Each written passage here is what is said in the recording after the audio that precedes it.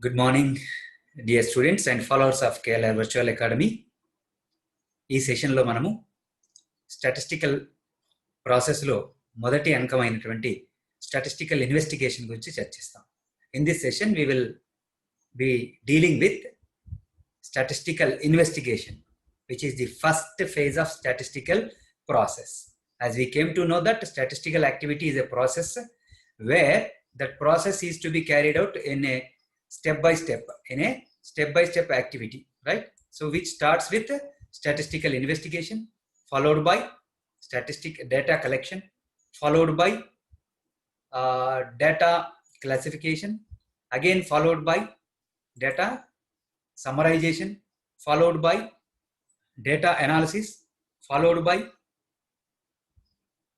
data presentation. These are some 6-phase distinguished activities to be carried out whenever you are supposed to prepare statistics or statistical information. So far we have discussing in the previous session. Among these, the first phase is called as statistical investigation. So investigation, very simple meaning, we can say that coining an activity or throwing some light on a particular issue. Simply, we can confine that. What do you mean by investigation? Throwing some light on an issue, or having focus on a particular issue at the starting point. That's why statistical investigation is the first aspect of statistical process. Let us move what is mean, right? Before to that, I'm saying that statistical activities are 6 distinguished activities. Following one by one. That's why it is called a statistical process. I'm just saying that statistical investigation to data presentation. Okay. So విద్యార్థులు మనం ఇప్పటివరకు చర్చించాం కదా, గణాంక శాస్త్రము సమాచారాన్ని అందజేసే శాస్త్రము. గణాంక శాస్త్రము అనేది ఏంటండి? వివిధ దశల వారీగా చేపట్టే నిర్దిష్ట కార్యకలాపాలతో కూడినటువంటి అంశం. గణాంక విచారణతో ప్రారంభమవుతుంది. దాని తర్వాత దత్తాంశ సేకరణ ఉంటుంది. దాని తర్వాత దత్తాంశ వర్గీకరణ ఉంటుంది. దాని తర్వాత దత్తాంశ సంక్షిప్తీకరణ ఉంటుంది. మరియు దాని తర్వాత దత్తాంశ విశ్లేషణ, తర్వాత దత్తాంశము లేదా సమాచార సమర్పణతో ఈ యొక్క యాక్టివిటీ పూర్తవుతుంది. అందులో ముఖ్యమైనది ఏంటంటే గణాంక విచారణ. గణాంక విచారణ అంటే అర్థం ఏంటంటే మౌలిక అంశాలు మీద అవగాహన కల్పించుకోవడము, సమస్యను గుర్తించడము, సమస్య గల కారణాలను ప్రాథమికంగా గుర్తించడము, ఈ యొక్క స్టాటిస్టికల్ ప్రక్రియ, గణాంక ప్రక్రియకు సంబంధించినటువంటి బౌండరీస్ ఫ్రేమ్ చేసుకోవడము, ఇవన్నిటిని మనం స్టాటిస్టికల్ ఇన్వెస్టిగేషన్ లేదా గణాంక విచారణగా పేర్కొనవచ్చు. ఇది ఒక ప్రశ్న మరియు జవాబుతో కూడినటువంటి దశ. ఇందులో అనేక రకాల ప్రశ్నలు మీరే వేసుకుంటారు, సమాధానాలు కూడా చెప్పవలసి వస్తుంది.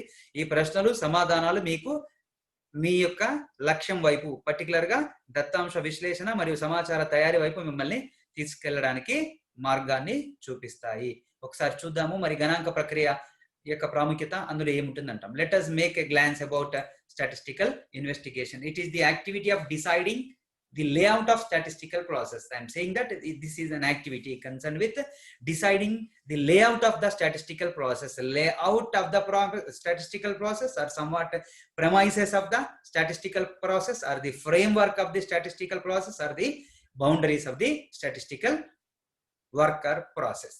This is a question and answer phase. Here you are supposed to pose some important questions related to the framework of statistical process, and you have to answer the questions.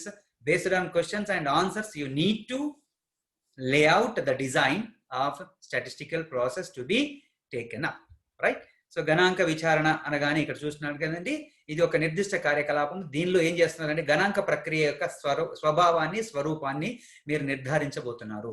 ప్రశ్నలు జవాబుల ద్వారా గణాంక ప్రక్రియ యొక్క పరిధులు, తర్వాత పరిమితులు, తర్వాత వాటి యొక్క ఏమంటున్నాము విస్తరణ, దాంతోపాటు ఏ అంశాలు పరిగణలోకి తీసుకోవాలి, ఏ అంశాలను మనము పరిగణించకూడదు అనే మొదలకు అన్ని ప్రశ్నలకు సమాధానాలు రాసి పెట్టుకోవడం.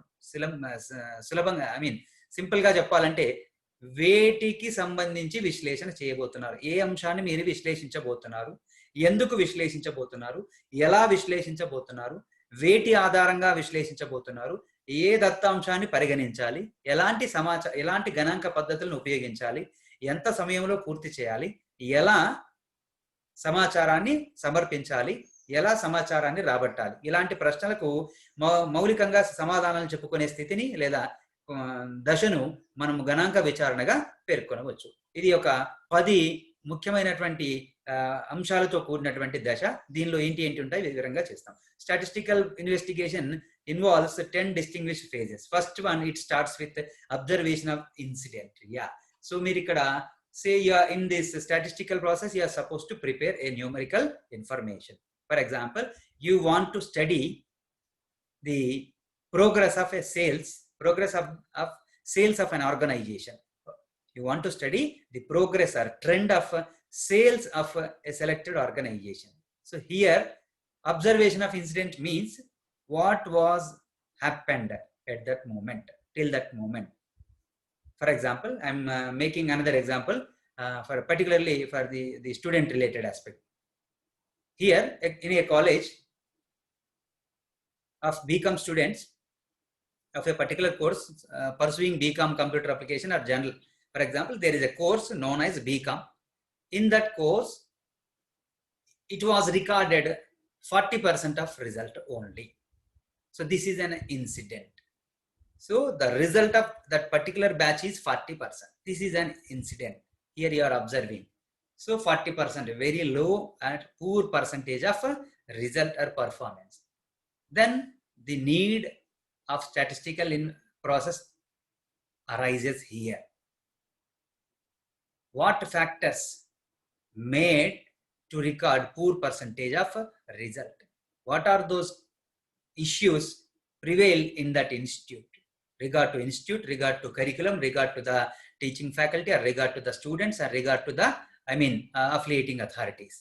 So this is, so here the incident is students pass percentage is 40%. This may be high, this may be low, this may be poor, this may be substandard, but here you are going to decide which factors made to record poor percentage, right? So this is simply, we can say that observation of incidents. For example, drastic spread of COVID, right? Demonetization and its impact, implementation of GST and its impact. These are some issues. Somewhat they may be also called as problems, right? So you are supposed to identify the problem or the incident is the first phase of statistical investigation. Then you need to confine at basic point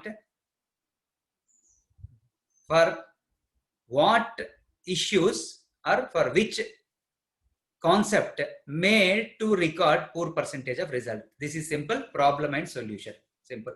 There is a problem of poor percentage of result. You need to find out the actual solution. Before you are going to find out the actual solutions, you need to propose or suppose some reasons at your choice based on the observation of such incident. For example, poor attendance lead to poor result. This is one reason, maybe. Rural background of students who is now studying at urban leads to poor percentage. This is another statement. So before to launch your statistical process, you are supposed to identify the problem and you are supposed to identify the solutions. This is called as a hypothesis. So hypothesis is a tentative statement of reason for a problem or a given incident. That's why second step, you are supposed to identify some. You may identify 2 more or 3 more reasons. For example, poor attendance, one reason. Demographical background, another reason. You can say that revised syllabus may be another reason. Many reasons you can. So if you want to prove any reason strongly, then you are supposed to go through that reason only. Here I am taking that poor attendance led to poor result. This is my hypothesis and I need to prove that statement.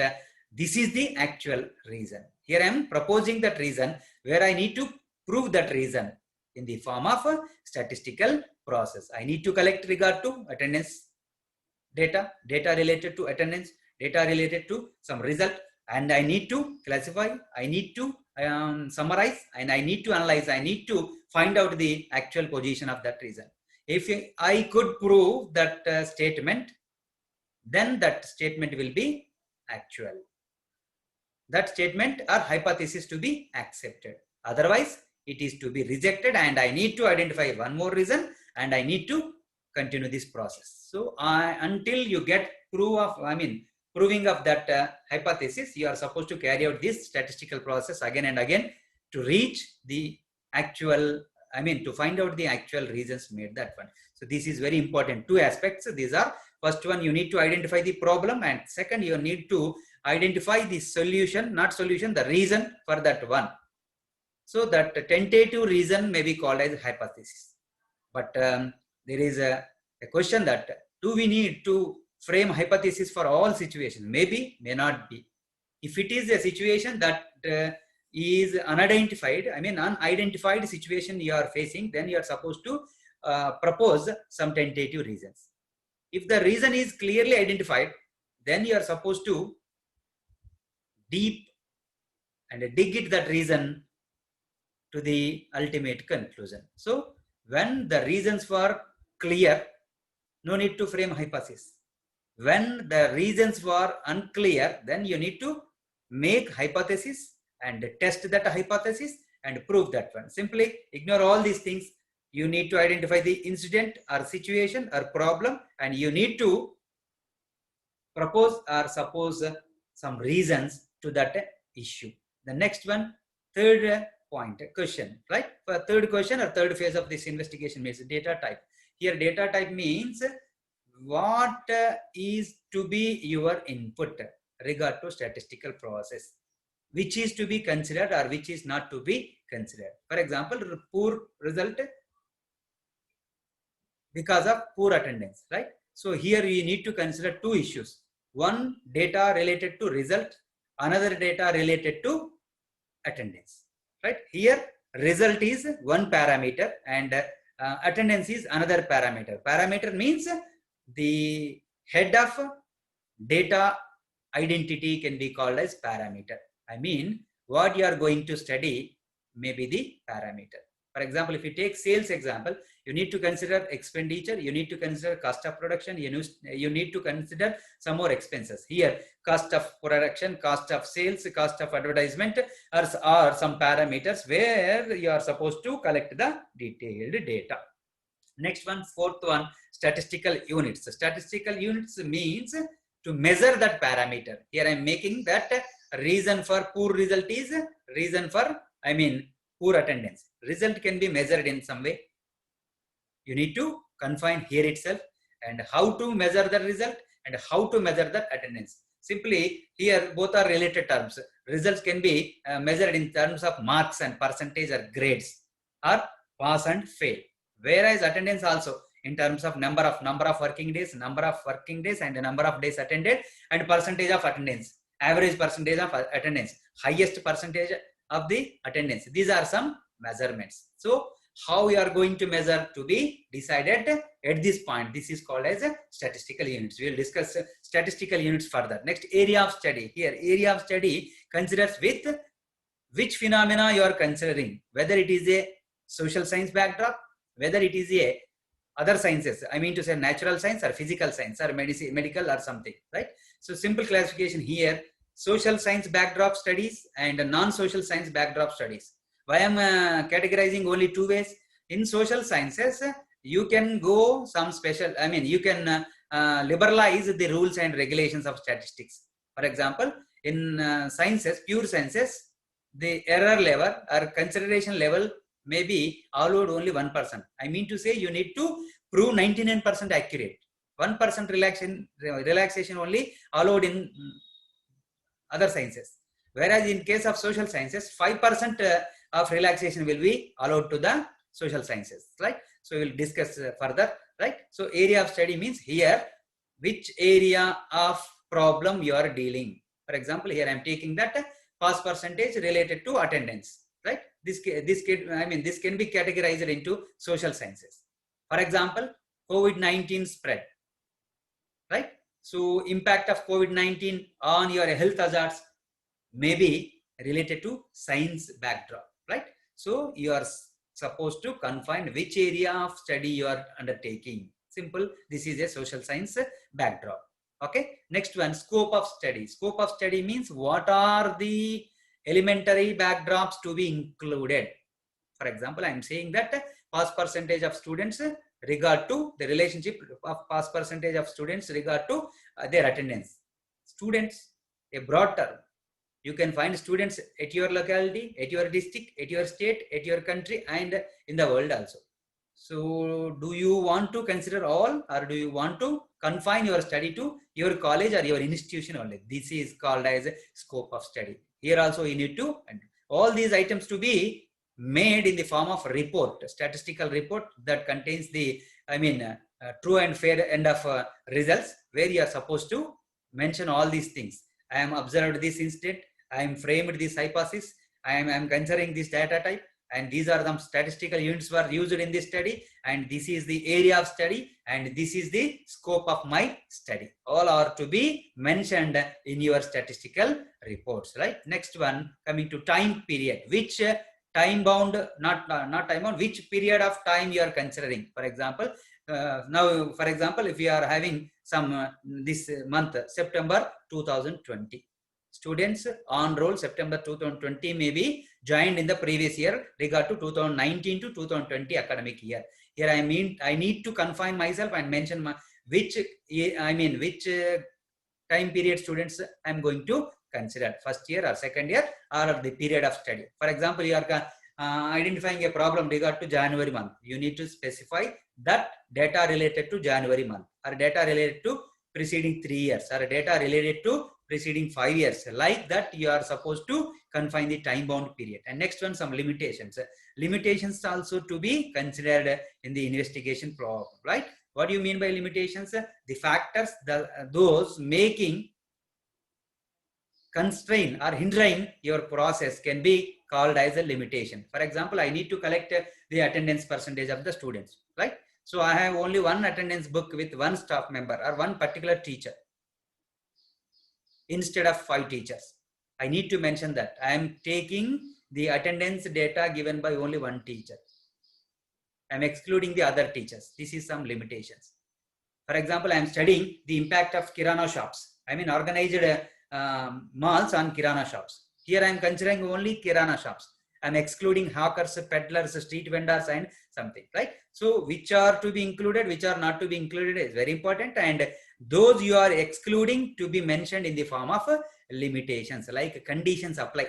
Many way you can see that in advertisements and somewhere, so conditions apply, right? So that advertisement will be fruitful or effective or implementable by considering those conditions. Like that, you are also facing some conditions, that conditions to be categorized, confined in the name of limitation. Next one, type of study. What it mean? Type of study related to the quantum of data you are going to consider during your study, right? For example, there are 5 lakh students who are on the roll in the current year. Total 5 lakh students in the Telangana state, for example, right? If you are going to study all the, the impact of poor attendance among all these students, if you are considering total 5 lakh students details or data, attendance and result, that is called as complete study or population study or census study, right? If all data items, elements were considered for your present study, then it is called as population study. Or you are studying this cause and effect relation for your only for your particular college only, then this is called as sample study. So dear students, 2 categories, types of study we will discuss in coming chapters. So whether you are going to population study, considering the total data, or whether you are going to the part of data in the form of sample, then it is called. So you need to confine which type of study you are proposed for this particular incident. Next one, 10th one includes operational design. Operational design includes some time boundary layout, here in the sense data collection methods, data classification method, and we have many methods and tools, right? So which of methods or tools or techniques are you are going to use in case of data collection, in case of data classification, and which averages or data simplification, summarization techniques like averages, deviations, we have many more, dispersions. What are those parametrics you are going to use in this purpose? And analytical tools, we have many more tools in statistical process. So which kind of tool you are going to use all are to be confined in the name of operational design. So this is a question and answer framework. You need to categorize, you need to confine, you need to draft these questions and answers in a particular manner, and this will be an index to you, lead for the next step regard to data collection and some more and some more. The last one, launching the task, right? After confining and answering your these 10 distinguished questions, you need to proceed the next step, namely data collection. So this is regard to the phase of data, particularly statistical investigation. This is the plan of your statistical process, and this is the index, and this is the torchlight that led to you in the information preparation point, right? Okay, so dear students, గణాంక ప్రక్రియలో మొదటి భాగము గణాంక విచారణ, ప్రశ్నలు సమాధానాలు చెప్పుకునే స్థితి ఇక్కడ అండి. దానిలో మొదటి అంశం కనుక తీసుకున్నట్టయితే అబ్జర్వేషన్ ఆఫ్ ఇన్సిడెంట్, సంఘటనను గుర్తించడం. ఏ విషయాన్ని మీరు పరిశీలించబోతున్నారు, ఇక్కడ ఒక ఘటన లేదా సంఘటన ఆధారంగానే మనం దత్తాంశ సేకరణ, విశ్లేషణ లేదా గణాంక ప్రక్రియ చేపట్టడం అనేది జరుగుతుంటుంది. ఎన్నో విషయాలు మీరు చేయొచ్చు. ఉదాహరణకు ఒక సంస్థ యొక్క అమ్మకాలు పడిపోయాయి, ఒక సంస్థ యొక్క ఉత్పత్తుల్లో విపరీతమైనటువంటి వ్యతిరేకత వచ్చింది, ఒక కొత్త ప్రోడక్ట్ మీరు లాంచ్ చేశారు, విపరీతమైనటువంటి అనూహ్యమైనటువంటి స్పందన వచ్చింది లేదా స్పందన రాలేదు. అట్లాగే ఇందాక మనం చూసుకున్నట్టయితే నోట్ల రద్దు, పెద్ద నోట్ల రద్దు వల్ల అనేక సంఘటనలు, అనేక ప్రతికూలతలు అనుకూలతలు వచ్చాయి, అవి కూడా సంఘటనలే. అట్లాగే జిఎస్టీ ఆచరణ పెట్టడం వల్ల జరిగినటువంటి ప్రతికూలతలు అనుకూలతలు కూడా సంఘటనలుగా చెప్పవచ్చు. అట్లాగే కోవిడ్ కారణంగా ఆర్థిక వ్యవస్థ మీద వచ్చిన ప్రభావాలను కూడా సంఘటనలుగా చెప్పవచ్చు. ఇక్కడ మనం ఒక ఉదాహరణ తీసుకుంటాం. ఒక కళాశాలలో, మీరు చదువుతున్న కళాశాలలో మీ పర్టికులర్ గ్రూప్ లో 40% మాత్రమే రిజల్ట్ వచ్చింది. అంటే 100కు 40% మంది మాత్రమే విద్యార్థులు పాస్ అయ్యారు, 40 మంది మాత్రమే పాస్ అయ్యారు. ఇప్పుడు ఇది ఒక ఘటన, దీన్ని మీరు అబ్జర్వ్ చేయాలి. ఈ ఘటనను లేదా సంఘటనను మీరు పరిశీలించి దీనికి గల కారణాలు విశ్లేషించి ఫలితాలను మీరు లేదా నివారణ చర్యలను మీరు సూచించాలి. ఇదే గణాంక ప్రక్రియ యొక్క పరమార్థం. ఇక్కడ ఏం జరుగుతుందండి, ఘటన లేదా సంఘటన, ఇన్సిడెంట్ ఏంటండి, 40% మంది విద్యార్థులు మాత్రమే పాస్ అయ్యారు అనేది ఒక ఘటన లేదా సంఘటన. ఇక్కడ ఘటన సంఘటన నేను పూరకంగా వాడుతున్నాను, మీరు ఒకే విధంగా భావించండి, రైట్? తర్వాత రెండవ దశలో మీరు ఏం చేయాలి, కారణాలు గుర్తించాలి. ఫ్రేమింగ్ హైపాథెసిస్ అంటే ఏంటంటే తాత్కాలిక కారణాలను గుర్తించాలి. అవి నిజమని నిరూపిస్తే అవే అసలైన కారణాలుగా మారుతాయి. లేకపోతే ఇంకొక విషయం ఆధారంగా, అంటే ఇక్కడ ఏంటంటే ఒక సమస్యకు ఈ 40% అంటే తక్కువ మంది విద్యార్థులు పాస్ కావడానికి గల కారణము లేదా ఎక్కువ మంది విద్యార్థులు ఫెయిల్ కావడం గల కారణాలు ఏంటి అనేది మీరు ఇక్కడ లిస్ట్ అవుట్ చేసి పెట్టుకోవచ్చు. ఉదాహరణకు అటెండెన్స్ తక్కువగా ఉండడము, గ్రామీణ ప్రాంత విద్యార్థులు, లేదా తరగతులు సరిగా జరగకపోవడం వల్ల, లేదా కళాశాల కోవిడ్ కారణంగా మూసివేయడం వల్ల, ఇలా చాలా కారణాలు పెట్టచ్చు. అన్నిట్లో ఏదైతే మీకు దగ్గరగా తోస్తుందో దానినే మీరు ఇక్కడ హైపాథెసిస్ అంటారు. ఆ కారణాన్ని మీరు నిరూపించగలగాలి. కాబట్టి ఇక్కడ సమస్య, కారణము, తాత్కాలిక కారణము, సమస్యను పరిశీలించుట, తాత్కాలిక కారణమును నిర్ధారించుట, ఆ కారణాన్ని మీరు ఏం చేయగలగాలి పిల్లలు, నిరూపించగలుగుట. ఇలా జరిగితే దీన్ని మనం గణాంక ప్రక్రియ సక్సెస్ అయినట్టుగా భావిస్తాం. కాబట్టి మొదటి రెండు చాలా ముఖ్యమైన విషయాలు. ఏ కారణం ఆధారంగా మీరు పరిశీలించదలుచుకున్నారు. ఉదాహరణకి ఇక్కడ నేను అనేక కారణాలు చర్చించాను. దానిలో తక్కువ హాజరు ఉండడం వల్ల, అంటే విద్యార్థుల యొక్క హాజరు శాతం తక్కువగా ఉండడం వల్ల రిజల్ట్స్ పడిపోయాయి అనే విషయాన్ని మీరు ప్రూవ్ చేయబోతున్నారు. దాన్ని మనం హైపాథెసిస్ అనే పేరుతో, పరికల్పన అనే ఒక పేరుతో పిలుస్తుంటున్నారు. తర్వాత డేటా టైప్. ఇక్కడ విద్యార్థుల ఫలితాలు, విద్యార్థుల హాజరు, ఈ ఫలితాలను మనము పరిశీలించాలి, హాజరును పరిశీలించాలి. కాబట్టి ఫలితాలు అనేది ఒక పారామీటర్ అండి, చలరాశి. తర్వాత హాజరు అనేది ఇంకొక పారామీటర్ అండి, చలరాశి.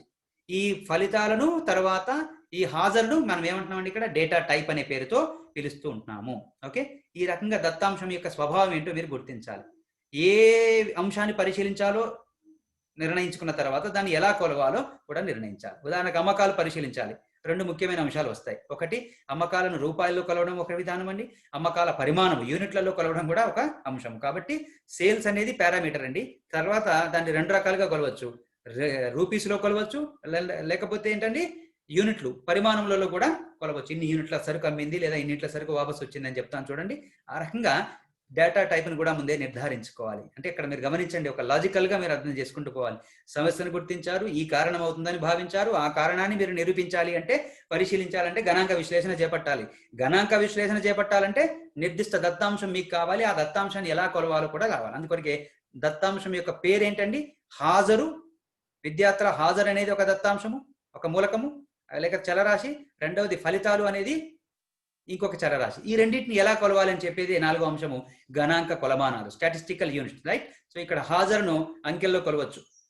పని దినాల సంఖ్య, విద్యార్థులు హాజరైన దినాల సంఖ్య, తర్వాత గరిష్ట పని దినాలు, కనిష్ట పని దినాలు లేదా గరిష్ట హాజరు శాతము, కనిష్ట హాజరు శాతము, సగటు హాజరు శాతము, అట్లాగే ఫలితాలు కూడా గరిష్ట మార్కులు, కనిష్ట మార్కులు, పాస్ అయిన విద్యార్థుల సంఖ్య, ఫెయిల్ అయిన విద్యార్థుల సంఖ్య, ఇవన్నిటిని కూడా మనం అంకెల్లో కొలుస్తాం. అనేక రకాల కొలమాలు మనకు ఉన్నాయి. దూరం కొలవడానికి మనకు మిల్లీమీటర్లు లేదా మీటర్లని, ద్రవ పదార్థం కొలవడానికి మిల్లీ లీటరు లేదా లీటర్ అని, భారాన్ని కొలవడానికి మిల్లీగ్రాములు లేదా, ఇవన్నీ కూడా మనము స్టాటిస్టికల్ యూనిట్స్ అనే చాప్టర్ కింద ప్రత్యేకంగా చర్చిస్తాం. ఇక్కడ ముందే నిర్ధారించుకోవాలి. మనకు బాహ్య ప్రపంచంలో ఒక వస్తువుని కొలవడానికి అనేక మార్గాలు ఉన్నాయి. ఏ మార్గాన్ని ఏ సాధనాన్ని ఉపయోగించుకుంటే మీరు సరైనటువంటి విశ్లేషణ చేయగలుగుతారు ఇక్కడ మీరు నిర్ధారించుకోవాలి. తర్వాత ఏరియా ఆఫ్ స్టడీ, ఇక్కడ మీరు ఏం చేస్తున్నారంటే సమస్యను పరిశీలించారు, సమస్య కారణాన్ని గుర్తించారు కదా, ఈ సమస్య ఏ రంగానికి చెందింది, సోషల్ సైన్స్ సంబంధించిందా, న్యాచురల్ సైన్స్ సంబంధించిందా, లేదా ఫిజికల్ సైన్స్ సంబంధించిందా, మెడిసిన్ లేదా ఇతర రంగాలు, పరిశోధన రంగాలకు సంబంధించిందా. మరి ఏంటి దీనిలో ఉన్నటువంటి ప్రత్యేకత? సాధారణంగా సోషల్ సైన్సెస్లో మనం గణాంక సాధనాలు ఉపయోగించే క్రమంలో కొంత వెసులుబాటు ఉంటుంది. ఉదాహరణకు మీరు అంచనా వేస్తున్నారు, అంచనా వేసే క్రమంలో అంచనాలు వాస్తవాల మధ్య వ్యత్యాసము 5% వరకు ఉంటే ఏం కాదండి. అంటే మీరు 100% ఎస్టిమేట్ చేశారు, 95% వరకు కూడా మనము లెక్కలోకి తీసుకోవచ్చు. అదే మీరు సైన్స్ ఫీక్ తీసుకున్నట్టయితే 1% మించి డీవియేషన్ రాకూడదు. అక్కడ 99% యాక్యురేట్గా ఉండాలి, ఇక్కడ 95% నిక్కచ్చిగా ఉండాలి. అందుకొరకే ఏరియా ఆఫ్ స్టడీని కూడా మీరు ముందే నిర్ధారించుకోవాలి. ఏరియా ఆఫ్ స్టడీని బట్టి కొన్ని మెథడ్స్ ఉంటాయి, ఏరియా ఆఫ్ స్టడీని బట్టి కొన్ని ప్రిజంప్షన్స్ ఉంటాయి, కొన్ని ప్రమేయాలు ఉంటాయి, కొన్ని షరతులు ఉంటాయి, కొన్ని నియమాలు ఉంటాయి. ఇవన్నిటిని మీరు ఏరియా ఆఫ్ స్టడీ బట్టే ముందు నిర్ధారించుకోవాలి. ఇప్పుడు విద్యార్థుల పాస్ పర్సెంటేజ్ అంటే ఏంటండి? ఇది ఆర్థిక అంశమా, సామాజిక అంశమా లేదా సైన్సా? సులభంగా చెప్పొచ్చు, ఇది ఒక సామాజిక అంశం కాబట్టి ఇక్కడ సామాజిక అంశం కాబట్టి social science area of study కింద సోషల్ సైన్స్ అంటాం. సోషల్ సైన్స్ లో వచ్చినటువంటి ఫలితాలను మనము మొత్తం వ్యవస్థకు అనుభవించడాన్ని మనము జనరలైజేషన్ అంటాం. అదే సైన్స్ లో వచ్చినటువంటి ఫలితాలను మనం ఇన్ఫరెన్సెస్ అంటాం. కాబట్టి దీన్ని జనరలైజేషన్ కింద పరిగణించబోతున్నావా, ఇన్ఫరెన్సెస్ కింద పరిగణించబోతున్నావా కూడా ఏరియా ఆఫ్ స్టడీలో నువ్వు పేర్కొన్న విధానం బట్టి ఎంపిక చేసుకున్నటువంటి విభాగాన్ని బట్టి ఆధారపడి ఉంటుంది. ఇక్కడ ఈ ప్రశ్నకు సమాధానము social science. This is a research or a statistical process regard to social science. ఈ ప్రక్రియ, ఈ గణాంక ప్రక్రియ సామాజిక అంశాలు, సాంఘిక అంశాలకు సంబంధించిన అంశంగా పేర్కోవడం అయింది. తర్వాత స్కోప్ ఆఫ్ స్టడీ. ఈ స్కోప్ ఆఫ్ స్టడీ అంటే ఏం చేస్తుందంటే అవుట్ బౌండరీస్, అంటే పరిధిని నిర్ధారిస్తుంది. ఇక్కడ విద్యార్థుల పాస్ పర్సెంటేజ్ అన్నారు, మీ కళాశాలలో విద్యార్థుల పాస్ పర్సెంటేజ్ 40%. మీ కళాశాల విద్యార్థులను తీసుకుంటున్నారా, మొత్తం యూనివర్సిటీని తీసుకుంటున్నారా, రాష్ట్రాన్ని తీసుకుంటున్నారా, దేశాన్ని తీసుకుంటున్నారా, ప్రపంచాన్ని తీసుకుంటున్నారా? మీకు చాయిస్ ఉందండి. దేశంలో ఉన్న విద్యార్థులు, ప్రపంచంలో ఉన్న మొత్తం విద్యార్థుల డేటా పరిశీలించవచ్చు హాయిగా, దేశంలో ఉన్న మొత్తం విద్యార్థులను పరిశీలించవచ్చు, లేకపోతే మీ యొక్క కళాశాల మాత్రమే తీసుకోవచ్చు. కానీ ఏది తీసుకుంటాం అనేది ఇక్కడ మీరు చెప్పాలి. ఇవన్నీ గణాంక నివేదికలో భాగంగా మనం పొందుపరచాలి. షరతులు వర్తిస్తాయిలాగా, ఈ షరతులు వర్తిస్తాయనే పదం మనం వాడుతుంటాం చూడండి. ఇన్ని ప్రశ్నలకు సమాధానాలు రాసుకొని దీనికి అనుగుణంగానే నా యొక్క రిజల్ట్ ఆధారపడి ఉంటుంది. నేను పేర్కొన్న కారణం ఈ అంశాల ఆధారంగా నిరూపించాను, అంతే తప్ప అందరికి వర్తిస్తుంది వర్తించదు అనేది ఆ చదివే యొక్క పాఠకునికి తెలవాలి. కాబట్టి స్కోప్ ఆఫ్ స్టడీలో ఏ కళాశాలకు సంబంధించిన విద్యార్థులు మీరు పరిశీలిస్తున్నారు అని చూడొచ్చు. తర్వాత 7వ అంశం టైం పీరియడ్. ఏ కాలానికి సంబంధించి విద్యార్థులు అంటే ఇప్పుడు ఫస్ట్ ఇయర్ వాళ్ళు ఉన్నారు, సెకండ్ ఇయర్ వాళ్ళు ఉన్నారు, థర్డ్ ఇయర్ వాళ్ళు ఉన్నారు, ఎవరిని మీరు పరిగణలోకి తీసుకుంటున్నారు, ఏ అకాడమిక్ ఇయర్ లో చదువుతున్న వాళ్ళని పరిగణలోకి తీసుకుంటున్నారు అనేది కూడా విస్పష్టంగా చెప్పాలి ఆ సమయానికి సంబంధించి. ఇప్పుడు అమ్మకాల యొక్క స్థితిగతులను పరిశీలిస్తున్నారు అంటే ఒక సంస్థ 50 సంవత్సరాలు వ్యాపారం చేస్తుందండి, 50 సంవత్సరాల అమ్మకాలు తీసుకుంటున్నారా, ఈ ఆర్థిక సంవత్సరం యొక్క దత్తాంశం తీసుకుంటున్నారా, గడిచిన 4 సంవత్సరాల దత్తాంశం తీసుకున్నారా, గడిచిన 10 సంవత్సరాల దత్తాంశం తీసుకుంటున్నారా? ఇలా మీరు సమయానికి సంబంధించి, కాలానికి సంబంధించి విస్పష్టంగా నిర్ధారణ చేసుకోవాలి. తర్వాత లిమిటేషన్స్. ఇప్పుడు మీరు ఫర్ ఎగ్జాంపుల్ ఒక ఎక్స్ అనే యూనివర్సిటీలో చదువుతున్నారు అనుకుంటున్నాం, ఆ ఎక్స్ యూనివర్సిటీలో ఉన్న విద్యార్థులందరి ఫలితాలను పరిశీలిస్తున్నారు అనుకుంటున్నాం. అక్కడ విశ్వవిద్యాలయంలో ఉన్నటువంటి అన్ని కాలేజీలలో మీరు మొత్తం తీసుకుంటున్నారు, ఓకేనా? మరి అక్కడ గవర్నమెంట్ కాలేజెస్ ఉంటాయి, ప్రైవేట్ కాలేజెస్ ఉంటాయి, ఎయిడెడ్ కాలేజెస్ ఉంటాయి. అన్ని కాలేజీల నుండి మీరు డేటా సేకరించాలి. కొన్ని కాలేజీల నుండి సమాచారం రావచ్చు, రాకపోవచ్చు. కాబట్టి ఇక్కడ లిమిటేషన్స్ లో మనకు ఈ విచారణ ప్రక్రియలో ఎదురయ్యే లేదా ఎదురవుతాయని భావించే షరతులను, పరిమితులను ఇక్కడ మీరు పేర్కొనవలసి ఉంటుంది. అంటే కొన్ని విషయాలు పరిశీలించట్లేదు. ఉదాహరణకు ఎక్స్ విశ్వవిద్యాలయంలో ఉన్నటువంటి ఓన్లీ గవర్నమెంట్ కాలేజీ వాళ్ళని మాత్రమే పరిశీలిస్తున్నారు అని మీరు పేర్కొన్నారనుకోండి, అది ఇక్కడ మీరు పేర్కొనాలి. ప్రైవేటు వాళ్ళను మినహాయించడం అనేది ఇది పరిమితి. ఉదాహరణకు కిరాణా షాపుల యొక్క పనితీరు, ఆర్గనైజ్డ్ మాల్స్, బిగ్ బజార్ లాంటి షాపింగ్ మాల్స్ రావడం వల్ల సాంప్రదాయ కిరాణా వ్యవస్థల మీద ఎలాంటి ప్రభావం ఉంది అనే విషయాన్ని మీరు పరిశీలించబోతున్నారు. అక్కడ కిరాణా షాప్ అనే పదం వాడుతున్నారు కాబట్టి ఆ నిర్వచనం స్పష్టంగా పేర్కొని వేటిని కిరాణా షాపులు అంటారు, వాటిని లెక్కలోకి తీసుకుంటారు. ఉదాహరణకు వీధి వర్తకులు ఉంటారు, సంచార వర్తకులు ఉంటారు, వాళ్ళని ఇక్కడ లెక్కలోకి తీసుకోవట్లేదు అని. తీసుకుంటే తీసుకున్నాము అని చెప్పండి, తీసుకోకపోతే పరిగణించడం లేదు అని చెప్పాలి. ఎక్కడండి? ఈ యొక్క లిమిటేషన్స్ అనే యొక్క శీర్షిక కింద. తర్వాత టైప్ ఆఫ్ స్టడీ, ఇక్కడ ఇది ఒక ముఖ్యమైనటువంటి అంశము. టైప్ ఆఫ్ స్టడీ ఏం చెప్తుందంటే మొత్తం దత్తాంశాన్ని పరిగణిస్తున్నారా విశ్లేషణ కొరకు, లేదా అందులో కొంత దాన్ని మాత్రమే తీసుకుంటున్నారా? రెండు మార్గాలు ఉంటాయి విద్యార్థులు. ఒకటి, మొత్తం దత్తాంశాన్ని కనుక పరిశీలిస్తే దాన్ని మనం పాపులేషన్ స్టడీ అంటాం, జనాభా అధ్యయనం అంటాం. సమయం అందుబాటులో ఉన్నప్పుడు, పాపులేషన్ సైజ్ చిన్నగా ఉన్నప్పుడు, సరిపోయే విధంగా వనరులు ఉన్నప్పుడు, అప్పుడు మీరు మొత్తం దత్తాంశాన్ని పరిశీలించాలి. అంటే మీ బ్యాచ్లో 2019-20 అనుకుంటున్నాం విద్యా సంవత్సరం, ఈ విద్యా సంవత్సరంలో చదువుతున్న భారతదేశంలో అందరినీ మీరు తీసుకోవచ్చు, దాన్ని పాపులేషన్ స్టడీ అంటాం. లేదు, ఓన్లీ మీ కళాశాలని తీసుకుంటున్నారు, దాన్ని మనము శాంపిల్ స్టడీ, ప్రతిచయన అధ్యయనము అంటాం. రెండు స్టడీస్ ఉంటాయి పిల్లలు. ఒకటి పాపులేషన్ స్టడీ, టోటల్ డేటాను పరిగణలోకి తీసుకోవడము. రెండవది శాంపిల్ స్టడీ, కొంత దాన్ని మాత్రమే తీసుకోవడం. పాపులేషన్ స్టడీ తీసుకున్న వచ్చిన ఫలితాలు సరైనవే, శాంపిల్ స్టడీ తీసుకున్న వచ్చిన ఫలితాలు కూడా సరైనవే. ఎందుకు? గణాంక శాస్త్రంలో మీరు వాడే ఆ ఏమంటాము సిద్ధాంతాలు, తర్వాత మెలకువలు, పద్ధతులు అంత శాస్త్రీయమైనవి కాబట్టి. సో ఇక్కడ 9వ దానికి కూడా మీరు జవాబు రాయాలి. నేను ఇంతమంది విద్యార్థులనే లెక్కలోకి తీసుకుంటున్నాము అని. ఇంకా వివరంగా మనం తర్వాత తరగతిలో చర్చిస్తాము శాంపిల్ స్టడీ అంటే. తర్వాత ఆపరేషనల్ డిజైన్, ఇక్కడ కార్యాచరణ విధానం అంతా కూడా మీరు తీసుకోవాలి. దత్తాంశము ఏ మార్గాల ద్వారా సేకరించాలి, ఎంత సమయంలో సేకరించాలి, సేకరించిన దత్తాంశాన్ని ఏ పద్ధతి ప్రకారము వర్గీకరించాలి, అట్లాగే దత్తాంశ సంక్షిప్తీకరణలో ఎలాంటి సగటులు మెలకువలు ఉపయోగించబోతున్నారు, విశ్లేషణ కొరకు గణాంక శాస్త్రంలో ఉన్నటువంటి అనేక పద్ధతులు ఉన్నాయి కదా, ఏ పద్ధతులు మీరు ఉపయోగించబోతున్నారు అన్నిటినీ ఇక్కడ మీరు క్లియర్ కట్ గా నిర్ధారించుకోవాలి. ఇవి 10 విస్పష్టమైన ప్రశ్నలకు సమాధానం మీరు రాసుకున్న తర్వాతనే తర్వాత దశ అయినటువంటి దత్తాంశ సేకరణలోకి పోవాలి. సో విద్యార్థులు, ఇది గణాంక ప్రక్రియ యొక్క అంటే పూర్వ నిర్ధారిత కార్యాచరణ, ముందే చేసి పెట్టుకోవడము, ప్లానింగ్, ప్రణాళిక లాంటిది అని చెప్పాము. ఇందులో ఈ 10 అంశాలలో మనం ముఖ్యంగా చర్చించేది ఏంటంటే, ఒకటి స్టాటిస్టికల్ యూనిట్స్. ఏ ఆధారంగా గణాంక శాస్త్రంలో ప్రక్రియలో మనము వివిధ అంశాలను చలరాశులుగా పరిగణిస్తూ వాటి యొక్క విలువలను పరిగణిస్తూ మనం విశ్లేషణ చేయబోతున్నాం కాబట్టి ఏ అంశాన్ని కొలవాలి, ఏ సాధనం ద్వారా కొలవాలి, ఏ సాధనం ద్వారా విశ్లేషించాలి అని చెప్పేది స్టాటిస్టికల్ యూనిట్స్ అనేది ఒకటి ముఖ్యమైన అంశము. రెండవది టైప్ ఆఫ్ స్టడీ, పాపులేషన్ స్టడీయా లేదా రెండవది ఏం చెప్పామండి శాంపిల్ స్టడీ. ఇవి రెండింటిని మనం చాలా క్లియర్ కట్ గా డిఫైన్ చేసుకోవాలి. అందుకొరకే ఒక్కసారి మనము ఆపరేషనల్ డిజైన్ లో ఇవన్నిటిని గురించి మళ్ళీ చెప్పడం జరుగుతుందండి. So operational design is the important operational design is an important parameter regard to statistical investigation. This includes 4 important aspects. Area of study I just discussed with you, whether the study belongs to the situation or the phenomena belongs to social studies or sciences or natural sciences or physical sciences or other sciences. You need to confine yourself. Next, method of study. Census as population means you are considering the total data for your study, whereas sample study you are considering a part of that data. So population study and sample study are 2 important parameters in method of study. And result interpretation, I am just saying that if you are involving in a social phenomena or situation, then the result you are going to apply or announce is called as generalization, right? Here that result to be called as applied as generalization. Otherwise, if you are involving or including social, other than social sciences data, then such result may be applied to the entire population in the name of inferential. For example, you have some blood test. The result of the method of blood testing is a sample study. Hardly they are taking 5 to 10 ml blood, not the total blood from your body. And the result was reported in that blood test experiment to be applied to your whole body of that particular human being. This is called as inferential. So whether you are going to generalization and whether you are going to inferential. And next one, data gathering, right? So data can be gathered, right? Data is the input. Just we are saying that input of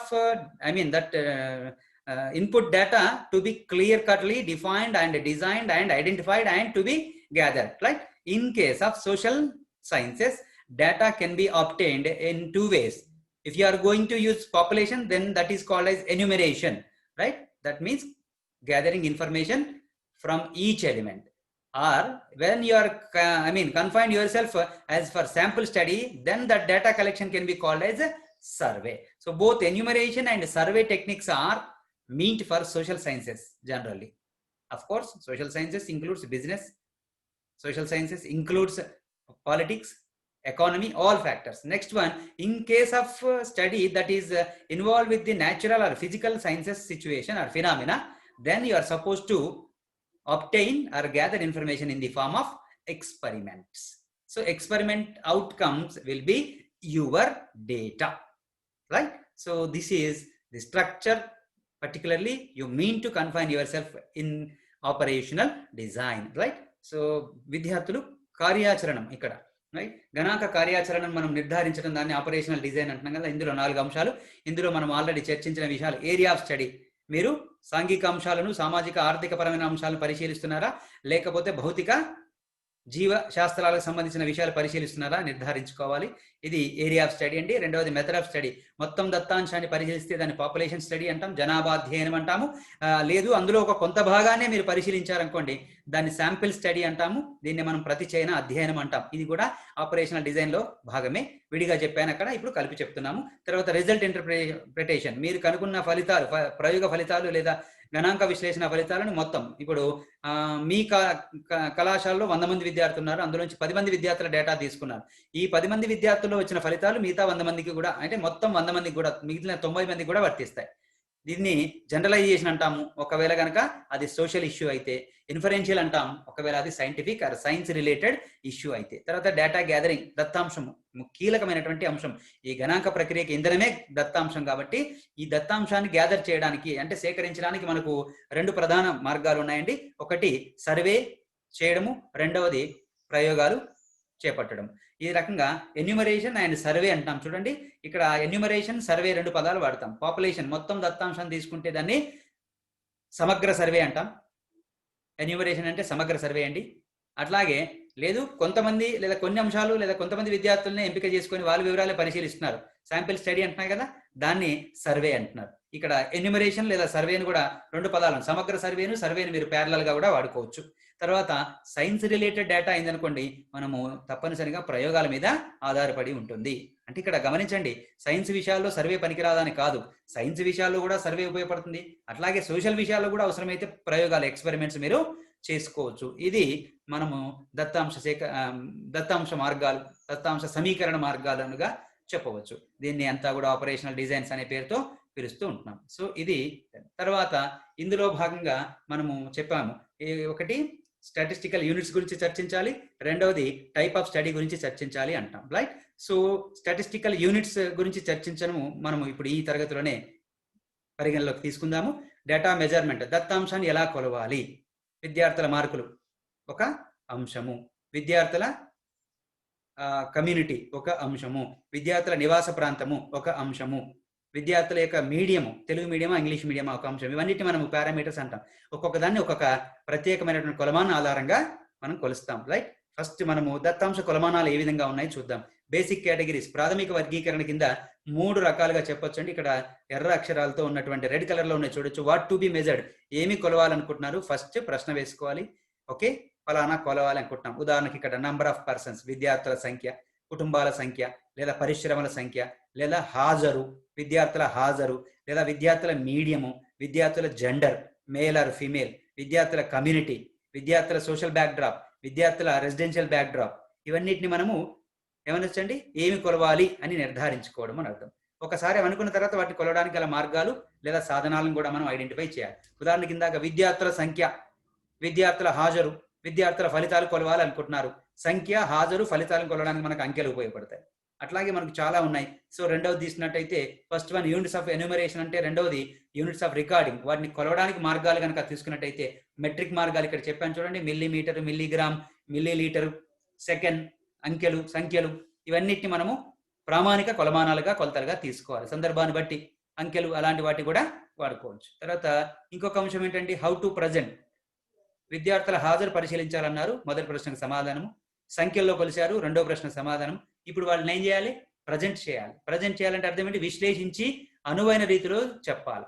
ఈ విశ్లేషించి అనువైన రీతిలో చెప్పేటప్పుడు మనం ఉపయోగించే కొలమానాలను units of analysis, విశ్లేషణ సాధనాలు, విశ్లేషణ కొలమానాలు అంటాం. పిల్లలు గమనించండి, విశ్లేషణ కొలమానాల్లో కనుక తీసుకున్నట్టయితే పర్సంటేజ్లు వాడుతుంటాం చూడండి, రైట్. దాంతోపాటు పర్సంటేజ్లు, పర్సంటైలు, రేషియోలు, గ్రేడ్లు, హైయెస్ట్ పర్సంటేజ్, ఎక్కువ హాజరు, గరిష్ట హాజరు శాతము, కనిష్ట హాజరు శాతము, సగటు హాజరు శాతము.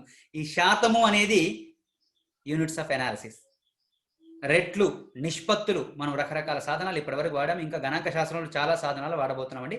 ఇవన్నిటిని మనము ప్రత్యేకించి విశ్లేషణ సాధనాలుగా చెప్పాలి. ఓకే, ఇవి 3 మౌలిక అంశాలు లేదా ప్రాథమిక వర్గీకరణలో పేర్కొన్నవి. 1 ఎలా కొలవాలి, ఏం కొలవాలి. 2 ఎలా కొలవాలి. 3 కొలిసిన విషయాలు విశ్లేషించి ఎలా చెప్పాలి. ఈ 3 వీటి మీద మనకు ఐడియా ఉండాలి. ఇందులో మధ్యలో ఉంది చూడండి, హౌ టు మెజర్ అనేది మోస్ట్ ఇంపార్టెంట్. ఈ మధ్యలో ఉన్నటువంటి హౌ టు మెజర్ ను మనము స్పష్టంగా విస్పష్టంగా ముందే నిర్వచించుకోవాలి. అది చెప్పకపోతే మనకు విశ్లేషణలో అనేక ప్రశ్నలు తలెత్తుతాయి. ఇవి units of recording. How to measure, ఇందాక చెప్పాను కదా, ఫలానా చలరాశిని ఎలా కొలవాలి అనే దానికి మనకు 4 రకాల కొలమానాలు అందుబాటులో ఉన్నాయండి. స్థూలంగా మనం చర్చిద్దాం. మొదటి తీసుకున్నట్టయితే బేసిక్, ప్రైమరీ లేదా సింపుల్ యూనిట్స్ అంటున్నామండి. అంటే ఇప్పుడు ప్రపంచంలో అందరూ ఉపయోగిస్తున్నటువంటి మెట్రిక్ కొలమానాలలో ఉన్నటువంటి ఏమంటాము, కనిష్ట కొలమానాన్ని మనం సింపుల్ యూనిట్ అంటాం. ఉదాహరణకు మీరు దూరాన్ని కొలవడానికి కిలోమీటర్లో కొలుస్తారు. దాని యొక్క మౌలిక యూనిట్ ఎంతండి, మిల్లీమీటర్. కాబట్టి simple unit of distance is millimetre. Simple unit of liquids, ద్రవ పదార్థాల యొక్క సింపుల్ యూనిట్ ఏంటండి, మిల్లీ లీటర్. అట్లాగే మిల్లీగ్రాములు, సెకండ్స్, నంబర్స్, ఇవన్నిటిని సింపుల్ యూనిట్స్ అంటాం. దత్తాంశం యొక్క పరిధి పెరిగిపోయింది, చలరాశుల యొక్క పరిమాణం పెరిగిపోయింది, అప్పుడు సింపుల్ యూనిట్స్ పనికిరావండి, కాంపౌండ్ యూనిట్స్ వాడతాం. సంయుక్త కొలమానాలు, సాధారణ యూనిట్లు, తర్వాత సంయుక్త కొలమానాలు అంటున్నాం. సంయుక్త కొలమానాలు అంటే అర్థం ఏంటండి, ఒకే రకమైనటువంటి సింపుల్ యూనిట్ ను కంపౌండ్ చేస్తూ పోవాలి. ఉదాహరణకు మీరు ఒక విషయాన్ని 1000 mm అని చెప్పొచ్చు, 1 కిలోమీటర్ అని చెప్పొచ్చు. ఏమండి, 1000 మీటర్లు అని చెప్పొచ్చు, లేదా 1 కిలోమీటర్ అని కూడా చెప్పొచ్చు. ఈ రకంగా రెండిట్లో ఒకటే అర్థం వస్తుంది. కాకపోతే మనం విశ్లేషణ సులభంగా ఉండడం కొరకు మనం ఏం చేస్తున్నామండి, 1000 మీటర్లు అనకుండా 1 కిలోమీటర్ అని చెప్తాం. కాబట్టి మిల్లీమీటర్ నుండి పుట్టిందే కిలోమీటర్, మిల్లీ లీటర్ పుట్టిందే లీటర్. అట్లాగే ఇంకా కొన్ని ప్రత్యేక కొలమానాలు కూడా మనం చూడొచ్చు. ఉదాహరణకు ద్రవ పదార్థాలను మనం లీటర్లు అంటాం, వాటిలో గ్యాలన్ అనే పదం కూడా వాడతారండి. ఇంకా సులభతరం చేయడం కొరకు 4.5 లీటర్లు ఉంటే గ్యాలన్ అంటాం, 12 అంశాలు ఉంటే డజన్ అంటాం. అట్లాగే టీఎంసీ అనే పదం చెప్తున్నాను చూడండి, 1000 మిలియన్ క్యూబిక్ సెప్, 100,000,000 ఘనపుట అడుగులు నీటి నిల్వ. ఒక డ్యామ్ లో ఉన్న నీటిని లీటర్లో కొలిచి చెప్తే ఎంత ఇబ్బందికరంగా ఉంటుంది చూడండి. మిల్లీ లీటర్లు చెప్పాలంటే సాధ్యమవుతుందా అండి, చెప్పలేము. అలాంటప్పుడు ఏంటండి, టీఎంసీ, 100,000,000 ఘనపుట అడుగులు అంటే 100 కోట్ల చదరపు అడుగుల నీటి నిల్వ పరిమాణాన్ని 1 యూనిట్ గా చెప్తున్నారు. అందుకొరకే ఎంత పెద్ద ప్రాజెక్ట్ అయినా సింపుల్ గా చెప్పొచ్చు. ఉదాహరణకు శ్రీశైలం డ్యామ్ 260 టీఎంసీలు, లోయర్ మానర్ డ్యామ్ 18 టీఎంసీలు, కాళేశ్వరం ప్రాజెక్ట్ సంథింగ్ 20 టీఎంసీలు. జాయింపుగా చెప్తున్నానండి, సులభంగా చెప్పడం కదా. అంటే దత్తాంశ పరిధి పెరిగినప్పుడు సాధారణ యూనిట్లకు బదులు వాటిని సంయుక్త యూనిట్లుగా మార్చాలి. ఈ సింపుల్ యూనిట్స్, కాంపౌండ్ యూనిట్స్ పక్కపక్కకే ఉంటాయి, సందర్భాన్ని బట్టి మీరు వాడాలి. అట్లాగే కాంపోజిట్ యూనిట్ అంటున్నాం. ఇప్పుడు మీరు గమనించారు కదా పిల్లలు, మిల్లీమీటర్లు కలిపితే కిలోమీటర్ వచ్చింది. మిల్లీమీటర్, కిలోమీటర్ ఒకే ఫ్యామిలీకి చెందినవి, ఒకే కుటుంబానికి చెందినవి. అలా కాకుండా వేరు కొలమానాలను కలిపి చెప్తే దానిని మనము మిశ్రమ కొలమానాలు అంటాం, కంపోజిట్ యూనిట్స్ అంటాం. ఉదాహరణకు వేగాన్ని ఎలా కొలుస్తారండి, వేగాన్ని పరిశీలించేటప్పుడు దూరము మరియు సమయము రెండింటిని పరిశీలించి తీసుకోవాలి, రైట్. వేగము ఈజ్ ఈక్వల్ టు దూరము ఇంటూ సమయము, అంటే వాటి యొక్క లబ్ధంగా చెప్పుకోవచ్చు, ఉజ్జాయింపుగా చెప్తున్నాను. కాబట్టి kilometre per hour, 50 kilometre per hour అని చెప్తున్నాడు అండి. అంటే గంటకు 50 కిలోమీటర్ల వేగంతో వెళ్తున్నాడు. ఇక్కడ కిలోమీటరు అనేది ఒక కొలమానము, గంట అనేది ఒక కొలమానము. ఈ రెండింటి కలిపి చెప్తే దాన్ని మనం మిశ్రమ యూనిట్లు, సందర్భాన్ని బట్టి ఇవి కూడా వాడొచ్చండి. అట్లాగే నీటి నిల్వనేమో టీఎంసీ అన్నారు, నీటి ప్రవాహాన్ని క్యూసెక్లు అంటారు, క్యూబిక్ సెకండ్. 1 సెకనుకు 1 చదరపు అడుగు విస్తీర్ణంతో, పరిమాణంతో నీరు బయటికి వెళ్తుంది అని అర్థం. ఈ రకంగా ఉపయోగిస్తే వాటిని మనం కాంపోజిట్ యూనిట్స్ అంటాం. పిల్లలకు కన్ఫ్యూజ్ కాకూడదు. హౌ టు మెజర్ దానిలోనే మనకి ఇందాక చెప్పాను కదా, what to measure, how to measure, how to present. What to measure మన ప్రశ్న, నీటిని కొలవాలి, నీటిని పరిశీలించాలి అనేది what to measure. How to measure టీఎంసీలో చెప్పాలి అని అర్థం, లేదా అవసరమైతే క్యూసెక్లలో వ్యక్తపరచాలి అని అర్థం. అట్లాగే హౌ టు ప్రజెంట్ అనేది అక్కడ చూసినాం కదా, అందుకే ఇక్కడ హైపోథెటికల్ యూనిట్. పరికల్పన కొలమానాలు అంటాం. అంటే ఇదేంటంటే విశ్లేషణను అర్థవంతంగా చేయడానికి విశ్లేషణ ఫలితాలను ఏమంటాము అర్థవంతంగా ప్రజెంట్ చేయడానికి ఉపయోగపడే కొలమానాలండి. ఈ ఊహాజనిత యూనిట్లు అండి. ఇవి ఈ స్థితికి మాత్రమే పరిమితం, అంతటా వర్తించవు. ఉదాహరణకు భారతదేశము ప్రపంచంలో 5వ పెద్ద ఆర్థిక వ్యవస్థ. 5వ పెద్ద ఆర్థిక వ్యవస్థ అనేది ఈ స్థితికి, రేపొద్దున భారతదేశం 4వ పెద్ద ఆర్థిక వ్యవస్థగా మారచ్చు, 6వ పెద్ద, అంటే ఒక పర్టికులర్ స్థితిలో ఉన్నటువంటి చలరాశుల మధ్య సామీప్యతను, సారూప్యతను, వైరుధ్యాన్ని గుర్తిస్తూ మనం ఉపయోగించే కొలమానాలను హైపోథెటికల్ యూనిట్స్ అనే పేరుతో పిలుస్తున్నాం. ఉదాహరణకు ఫస్ట్ ర్యాంక్ విద్యార్థి, ఆ పరీక్షలో ఉన్నటువంటి వ్యక్తుల్లో ఆయన హైయెస్ట్ మార్క్స్ వచ్చాయని అంటాం. టాప్ 5 నేషన్, టాప్ 10 కంట్రీస్, లేదా 5,000 క్లబ్, అంటే 5,000 యూనిట్ల లేదా 5,000 వికెట్లు ఇక్కడ చెప్పొచ్చు. ఉదాహరణకు ఒక బౌలర్ 100 వికెట్ల క్లబ్లో చేరిన బౌలర్ ఎక్స్ అంటాం. అంటే అర్థం ఏంటి? 100 వికెట్లు తీసినటువంటి వాళ్ళందరూ ఎంతో మంది ఉన్నారు, వాళ్ళలో ఈయన ఒక్కడు అని అర్థం. లేదా 100 వికెట్ల క్లబ్లో తక్కువ సమయంలో చేరుకున్నటువంటి బౌలర్ ఎక్స్ అంటాం. కాబట్టి విశ్లేషణ, సరిపోల్చడము అలాంటి సందర్భాల్లో మనం ఉపయోగించే వాటిని పర్టికులర్గా హైపోథెటికల్ యూనిట్స్ అంటాం. ఓకే, 50th క్యాండిడేట్, 50వ స్థానంలో ఉన్న విద్యార్థి అని అంటున్నారు. చూడండి, 50వ స్థానం అనేది కూడా ఒక విశ్లేషణ లేదా గణాంకము. అలాంటి దానినే మనం హైపోథెటికల్ యూనిట్ అంటాం. సో సందర్భాన్ని బట్టి సింపుల్ యూనిట్స్ వాడచ్చు, కాంపౌండ్ యూనిట్స్ వాడచ్చు.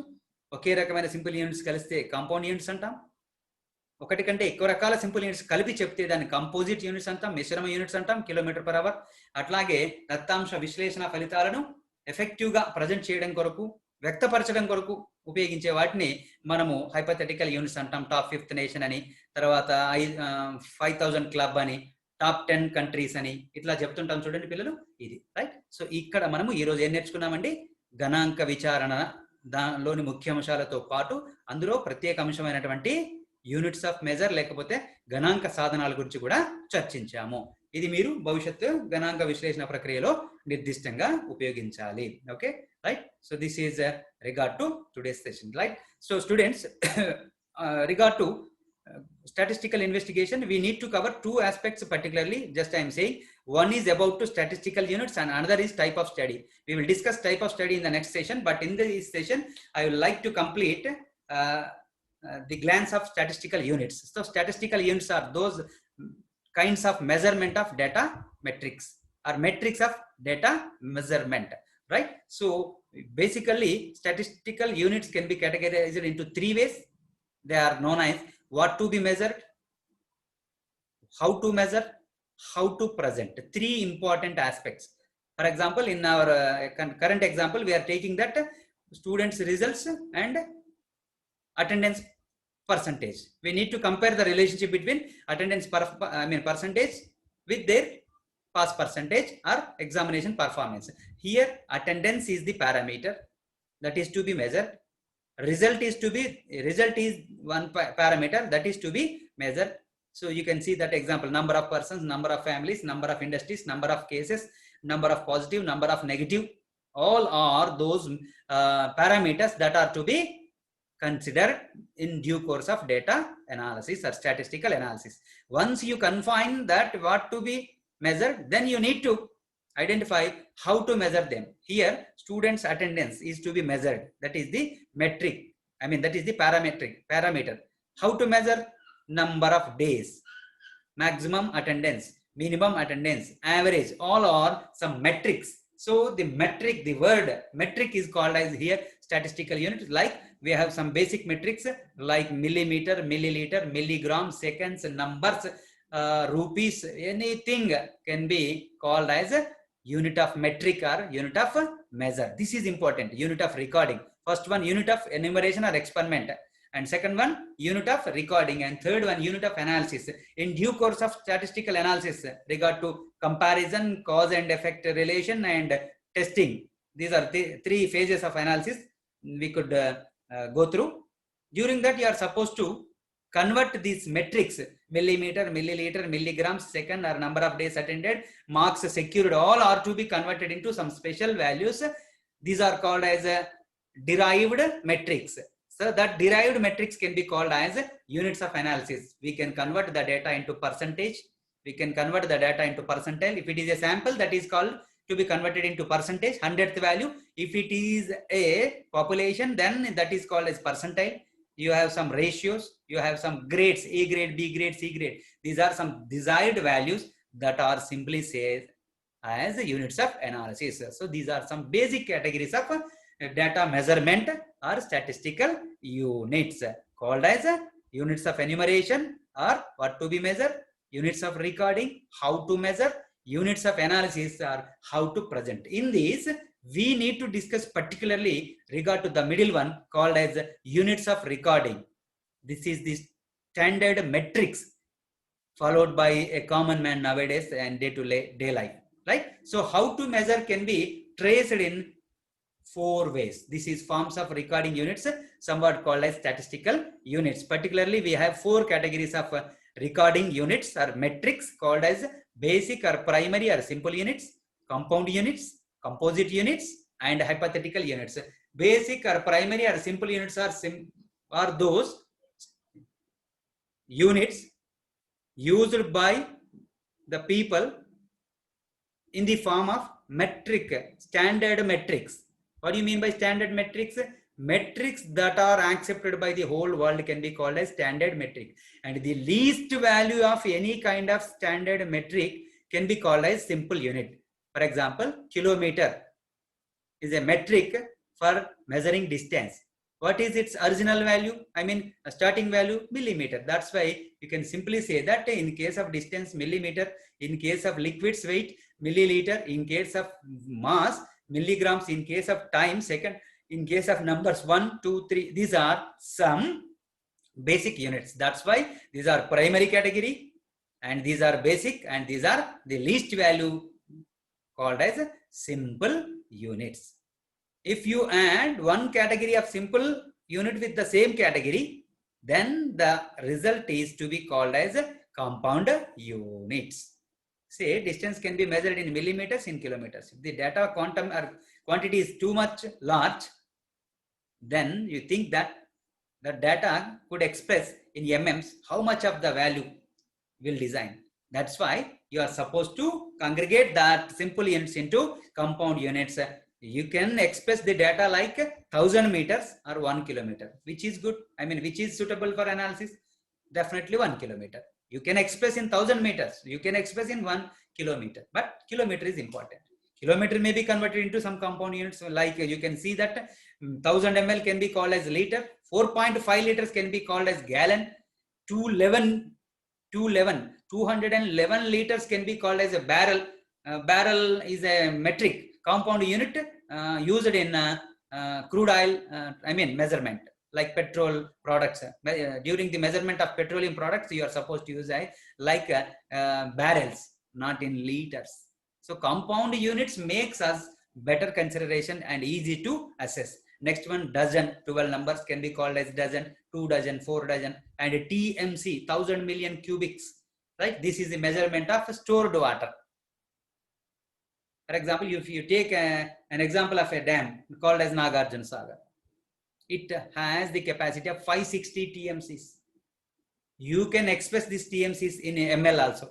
Imagine that 1000 million cubic seconds into 560 into 1000 into 1000 into 1000. Can you imagine the figure which could be outcome? That's why we can simply group that basic metric into compound units. So as long as possible, you can compound the simple units for better understanding and better analysis and better presentation also. Next one, third one, composite units. This is the combination of more than one kind of simple unit, whereas a liter is the combination of same milliliter. So if you add same simple unit with that same simple unit, then the result is compound, where you are adding one simple unit with one category simple unit with another category simple unit. That is called as composite unit. You can express the speed in kilometer per hour. Here kilometer is a metric, basic or compound metric. Hour is a basic or compound metric. You are including this one. Whereas TMC is the measurement of stored water, whereas cubic seconds or Q-secs, we are using the word in the news and some papers also. Cubic seconds is the metric, composite metric, that is used to measure the flow of water. Water with flow. Water with storage can be can be measured in TMC, whereas flow of water flow can be measured in cubic seconds. Cubic is one measurement and second is one measurement. This is called as composite units. And last but not least, hypothetical unit. This is one kind of unit, hypothetical unit, one kind of statistical unit particularly used to present the data or express the data or the identify the data or prioritize the data or give weightage to the existing data. These are some important, like top fifth economy. India is the top fifth economy in the world. Here, this top fifth economy may be confined to this time only or this situation only. May not be for all time. This may be vary. Our country may become top 1 or may become top 6. Top fifth, top 6th is the hypothetical comparative unit, some kind of. And 5,000 wickets club, 5,000 units club. So these are some first rank student, top fifth students, like top 50 companies we can see in newspapers and analytical reports also. So these are called as hypothetical unit. So as a statistical student and a statistician, you must know where to use simple unit, where to use compound unit, where to use composite unit, and what kind of hypothetical unit to be used during the data expression or presentation and analysis. Dear students, in this session we have covered the process of statistical investigation regard to incident identification to operational design, and we have also discussed regard to statistical unit. One more topic regard to this one is left, that is called as type of study, and that is to be covered in a special discussion in the coming class. That is called as type of study. What do you mean by population study, and what do you mean by sample study, and their